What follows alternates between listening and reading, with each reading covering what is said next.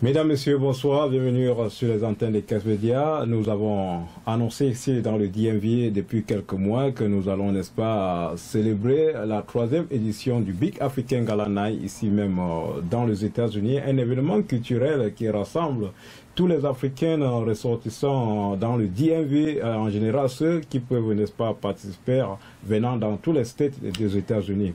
Alors, ici ce soir, dans ce studio, nous avons un invité de marque, il s'appelle T. Wabo, et c'est un traditionnaliste, il a aimé vraiment l'événement, il a aimé le concept, et il s'est décidé, n'est-ce pas, de venir supporter l'événement qui doit se tenir d'abord le 1er novembre, et nous aurons le gala le 2 novembre 2019. Alors, T. Wabo, bonsoir et bienvenue dans ce studio de Caisse Média. Bonsoir, monsieur Kemal. Voilà, vous êtes un traditionnaliste, vous aimez la culture africaine, je vois déjà la belle tenue que vous portez sur vous, ça reflète même la beauté de la culture africaine. Alors, est-ce que T. Wabo peut nous présenter, en commençant par le nom T. Wabo, qu'est-ce que ça signifie et maintenant, qui est T. Wabo? Pour commencer, monsieur Kemayou, merci beaucoup pour les compliments. T. Wabo, en réalité, cela veut dire littéralement le père Wabo. Mais au fait, le signe de T, c'est une forme de respect voué aux aînés, aux patriarches, aux anciens. Voilà. Donc, T. Wabo veut dire le patriarche Wabo dans ce contexte. Voilà. Et maintenant, qu'est-ce que T. Wabo fait, qu'est-ce qu'il fait dans la vie et comment est-ce qu'il arrive comme ça dans la tradition africaine? Dans la vie, c'est autre chose. Dans la vie, je suis enseignant. Voilà. Je suis enseignant des langues en retraite. Je suis traducteur-interprète. Voilà. Mais tout au Ici fond, aux États-Unis. oui. Voilà. Mais tout au fond, en quelle langue? Le français, l'espagnol et l'anglais. Voilà, 3 langues, voilà. Oui, mais j'ai été toujours enraciné, imprégné dans la chose de la culture de chez nous. Cela veut dire la culture du Grasse-Fille, du golfe de Guinée, voilà, et de l'Afrique tropicale dans l'ensemble. Voilà. Alors, aujourd'hui, vous êtes partant, n'est-ce pas, pour le Big African Gala Night. Nous aurons, n'est-ce pas, l'exposition, n'est-ce pas, le vendredi 1er novembre 2019. Qu'est-ce que vous préparez à montrer au public là-bas ce jour? Oui, pour ce public, cette fois, je sortirai ma forme la plus appréciée dans la culture de chez nous. Oui, oui. Plus particulièrement les masques et les statues. Ouais. Et j'aborderai dans mon exposition le thème de vêtements. Oui. Des vêtements traditionnels. Des vêtements traditionnels, bien sûr. Il s'agit de la tradition, voilà. Oui. Mais dans l'ensemble, je suis partant pour les masques et les statues, les symboliques, les usages, les fondements, tels que conçus par nos ancêtres et pratiqués chez nous dans les différents symboliques. Je peux répondre à d'autres questions. Voilà. Bon, aujourd'hui, quand vous regardez la culture africaine, parce que la fondation King's Foundation qui organise cet événement cette année, nous avons créé la fondation parce que nous voyons que beaucoup d'Africains sont en train d'abandonner la culture et ils ne sont plus intéressés. Est-ce que vous pouvez nous donner vos impressions par rapport à qu'est-ce qui peut pousser les Africains à fuir leur culture? Au fait, je ne voudrais pas incriminer les Africains dans ce sens-là. J'ai dit certaines, pas tous. Dans l'ensemble, les Africains même ne fuient pas leur culture, ils n'abandonnent pas leur culture. La mouvance, depuis le contact avec la colonisation, et surtout avec les églises chrétiennes, a en quelque sorte travaillé pour anéantir, pour effacer tout aspect de notre culture, pour nous faire ce qui veut dire qu'on ne pouvait pas faire l'église en respectant la culture africaine? Non. On n'est pas chrétien en respectant les cultures africaines? Non, non, parce que les églises, pour longtemps, ont combattu les aspects traditionnels. Vous ne pouviez pas danser vos danses, louer les cultes des ancêtres, avoir les masques chez nous. C'était traité de festichisme, de satanisme. Et avec 3, 4, 5 générations, on a reformaté les Africains et leur culture, et dans l'ensemble, éloigné d'eux. Regardez, je ne veux pas seulement vous couper, je veux faire une nuance entre la culture africaine et les États-Unis où nous nous trouvons. Vous voyez par exemple, bientôt on va célébrer Halloween.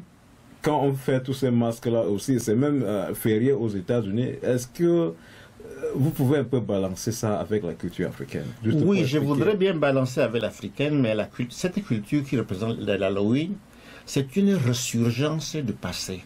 La nôtre, au contraire du christianisme et de l'occidentalisation, nous a amené à croire à comprendre que la nôtre est du fétichisme et c'est la leur qui est la véritable culture.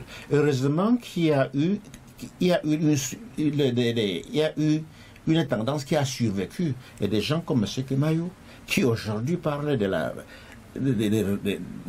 de chez nous, de la vulgarisation de l'art de chez nous, ça devient salutaire pour l'art de chez nous. Yeah. La plupart des gens qui vous diront que c'est rien pour eux, en réalité, ce n'est pas leur faute. Ils ont été formatés culturellement pour comprendre que le masque, c'est du fétichisme, que les danses de chez nous, ce n'est pas seulement... Mais ce qui est difficile dedans, c'est que j'en vois souvent les Africains, juste pour ajouter un peu de l'eau dans votre moulin, puisque les Africains, ils voient vraiment comment les Blancs partent en Afrique acheter les objets d'art. C'est même Joseph d'art qui disent que c'est du fétichisme pour venir mettre dans les musées ici, et que les Africains vont même pour, n'est-ce pas, visiter et regarder et parfois payer même pour faire. Est-ce qu'on peut insulter quelque chose en achetant la chose qu'on dit que ce n'est pas bien? La réalité, c'est que les Occidentaux, dès le départ, ont préparé pour nous voler. En réalité, ils ne sont pas venus demander ni acheter, ils sont venus voler.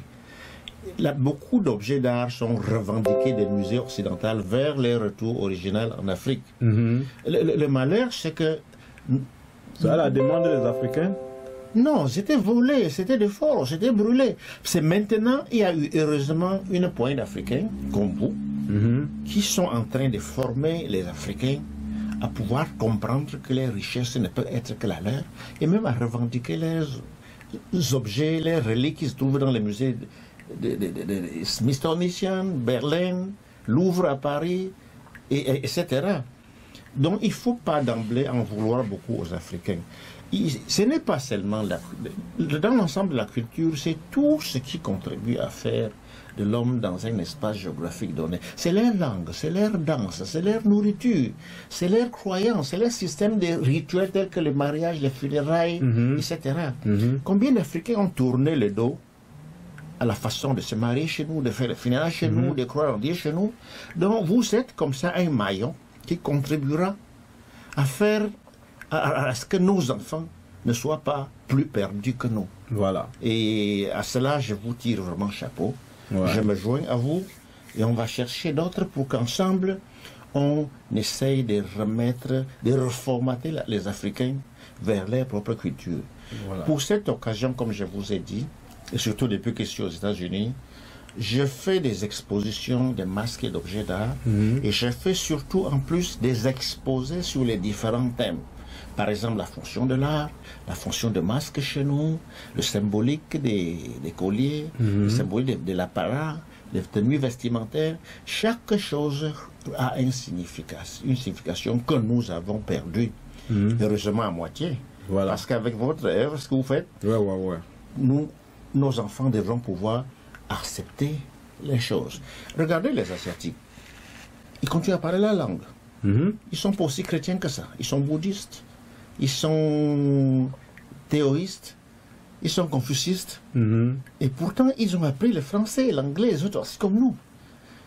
Mais le problème avec les Africains, c'est qu'en apprenant l'autre, ils veulent abandonner le leur. Oui, ils ne veulent pas, ils l'abandonnent, mais ils ont été cultivés, ils ont été formatés de force comme ça, surtout à travers les... J'ai un problème avec nos frères africains, certains intellectuels africains, qui voient la vérité et ils refusent catégoriquement que ça c'est la vérité et ils restent dans la perdition que de rentrer, éduquer leurs enfants, leurs frères, leurs ressortissants africains pour, n'est-ce pas, édifier l'Afrique à ce fléau et que les Africains travaillent main dans la main pour pouvoir être même respectés dans la société. Ben, comment est-ce que vous pouvez trouver que des professeurs, des docteurs aujourd'hui, eux-mêmes à leur cadre intellectuel, qui connaissent la vérité, toute l'histoire, tous les livres qu'ils ont lus sur l'Afrique, qu'ils continuent, n'est-ce pas, à rester calmes à l'affaire africaine? En réalité, il y a un terme que vous utilisez qui n'est pas nécessairement ce que l'on comprend. Être intellectuel, on a toujours confondu l'intellectuel aux diplômés, aux universitaires. L'intellectuel vient de l'intellect qui est venu de l'intelligence pratique appliquée. Voilà. Je ne crois pas que vous sortez de la Sorbonne et de Harvard. Non. Mais vous êtes en train de réfléchir et de provoquer la réflexion et l'émulation pour le dynamisme, surtout pour le retour de notre culture chez nous. Je trouve que ça, c'est l'intellect, l'intelligence. Ce n'est pas parce qu'on sort on est universitaire, on a un PhD, on a un doctorat, qu'on est nécessairement intellectuel. Donc, vous ferez une catégorie d'Africains, même en politique, qui ont essayé de reconstituer l'Afrique, qui ne sont pas nécessairement des universitaires, mais ils font beaucoup mieux que les universitaires, que les docteurs, que les titulaires du PhD, etc. Donc, à cette catégorie d'intellectuels, qui peut être docteur, il peut être ingénieur, s'il ne peut pas réfléchir et rentrer dans le symbolisme de sa culture, c'est qu'ils ne sont pas nécessairement des intellectuels. Ils sont lettrés, ils sont ingénieurs, tout cela. Oui. Autrement dit, la culture est conçue comme l'ensemble des moyens érigés par un peuple à travers le temps et l'espace donné pour vivre en harmonie avec son environnement et continuer la société. Votre culture ne peut pas être la culture des autres. Voilà. Et au rendez-vous de la universelle, qu'est-ce que vous nous apporterons de notre culture? C'est ça le problème. J'y reviens, heureusement, avec des initiatives comme la vôtre, il y aura quelque chose, c'est déjà ce que vous êtes en train d'apporter sur la place publique de Washington Metropolitan, ce qui est de chez nous. Voilà. En attendant que d'autres fassent mieux que nous. Mais c'est déjà ce qu'il faut, notre apport à la culture universelle. La culture africaine. Voilà, mesdames et messieurs, vous êtes toujours sur Casse Média, c'est Théwabo ici dans ce studio. Nous allons prendre un petit break. Dans quelques minutes, nous rentrons dans ce studio pour, n'est-ce pas, vous parler davantage de la culture africaine qui est aujourd'hui, n'est-ce pas, un combat que nous allons tous combattre ensemble pour faire revenir la raison, n'est-ce pas, au niveau de l'Afrique où les ressortissants africains sont en train d'abandonner leur culture, leur origine qui n'est pas aisée aujourd'hui pour nous de parler en tant que, n'est-ce pas, les Africains fiers de l'être. Aujourd'hui, 15 fondations est là pour vous rappeler que vraiment, il faut qu'on rentre dans notre culture. Restez sur. Attention, ladies and gentlemen, population du DMV, fan de la culture africaine dans le monde entier. L'événement tant attendu est enfin arrivé. Sortons tous pour célébrer la 3e édition du Big African Gala Night, le 1er et 2 novembre 2019 au 15100 New Offshore Avenue Silver Spring, Maryland. L'événement sera bien garni cette année comme jamais dans le passé. Au programme, vendredi 1er novembre 2019 de 15h à 20h.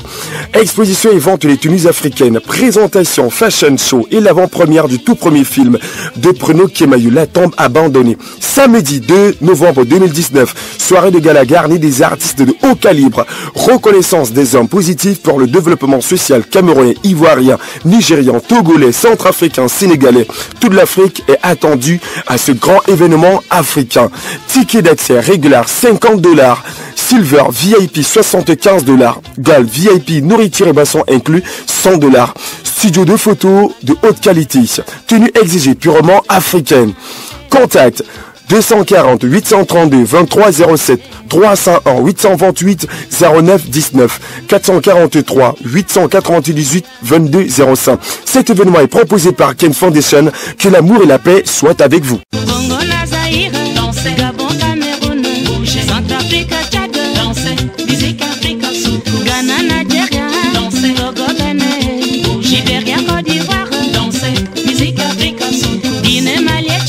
Sénégal, Gambie, Soudan, Burkina Faso, Niger, musique africaine, Mauritanie, Égypte, Tunisie, Libye, Somalie, l'Algérie, le Maroc, musique africaine, Angola, Zimbabwe, Ouganda, Kenya, Tanzanie, Namibie, Mozambique.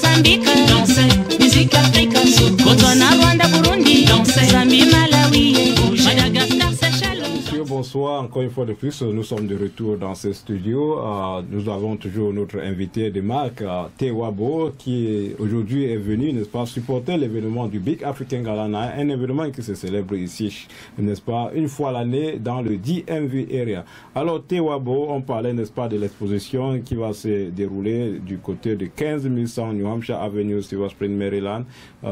C'est là où nous allons exposer, n'est-ce pas, les objets d'art, tout ce que vous devrez exposer pour le public de Washington, pour ceux-là qui aimeraient par exemple avoir l'habit traditionnel comme ce que vous portez sur vous, le chapeau également.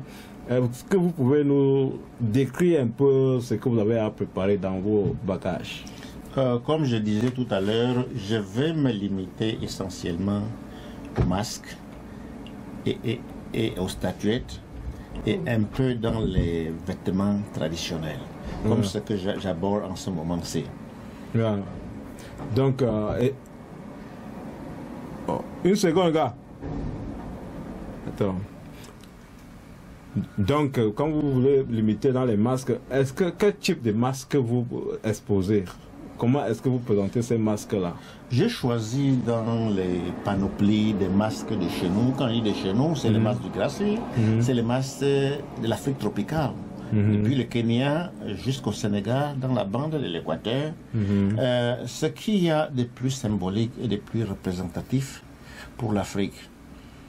Vous savez, les masques tels qu'on les présente, les gens les confondent au bibelot, au picture comme se trouve. Mais je voulais attirer l'attention sur le fait que les masques et les statues ont des fonctions particulières dans notre société traditionnelle. En réalité, ce n'était jamais des objets de décoration. Ça avait des fonctions dans les rites, dans le pouvoir, dans les mystiques. Vous savez, quand on parle de rites, il y a les funérailles, il y a les veuvages, il y a les jumeaux, il y a les mariages et autres. Les symboliques peut être celui de la femme, du mariage, des palabres. Il y a les risques de pouvoir, comme l'initiation dans les lacs. Il y a les risques de l'ascension sociale, comme les noms. Chez nous, personne n'a son nom. Vous pouvez naître Kemajou et devenir Tanye, et devenir Sop, et devenir tout autre que, tout au long de cette ascension sociale, c'est représenté dans nos masques, dans nos statues et dans tous les décors que vous trouvez dans les vêtements comme les ndok par exemple, les losanges, les lézards, ça a toutes des significations. Je ne peux pas en parler tout. Voilà. C'est pour ça que je couple toujours mes expositions d'exposer. Je choisis un thème comme le rituel dans les masques de chez nous. Et au Big African Gala, quel thème vous avez choisi? Je pouvais, si vous me donnez la liberté de choisir le thème, je vais vous parler de la signification des masques dans l'Afrique noire avant la colonisation. Voilà, merci mesdames et messieurs, c'était Tewabo. Si vous voulez en savoir plus, venez, n'est-ce pas, le vendredi 1er novembre 2019, ici même à Washington, c'est l'adresse de 15100 New Hampshire Avenue, Silver Spring, Maryland. Et vous aurez tout ce que vous devrez avoir comme information par rapport aux masques et, n'est-ce pas, aux habillages africains, comme nous portons les tenues, les chaînes que nous portons parfois, nous ne savons pas les significations. C'est pour ça que certaines personnes vous voient en rôle avec certaines tenues et vous demandent si vous êtes initié à porter ces tenues. Alors, mesdames et messieurs, vous pouvez en savoir plus. Rendez-vous le 1er novembre, ici même dans le DMV. Merci Tewabo d'être passé dans ce studio. Et la porte est toujours ouverte. Chaque fois que vous vous sentez à l'aise, faites un tour et nous allons édifier le public du monde et plus particulièrement ceux de Washington par rapport à la culture africaine. Merci, M. Kemajou. Merci beaucoup, Kames, comme on appelle. Merci. C'est moi qui vous remercie de m'avoir invité. Voilà. Je reste disponible à apporter ma contribution dans la révalorisation des cultures de chez nous et à apprendre aussi de vous et des autres. Voilà.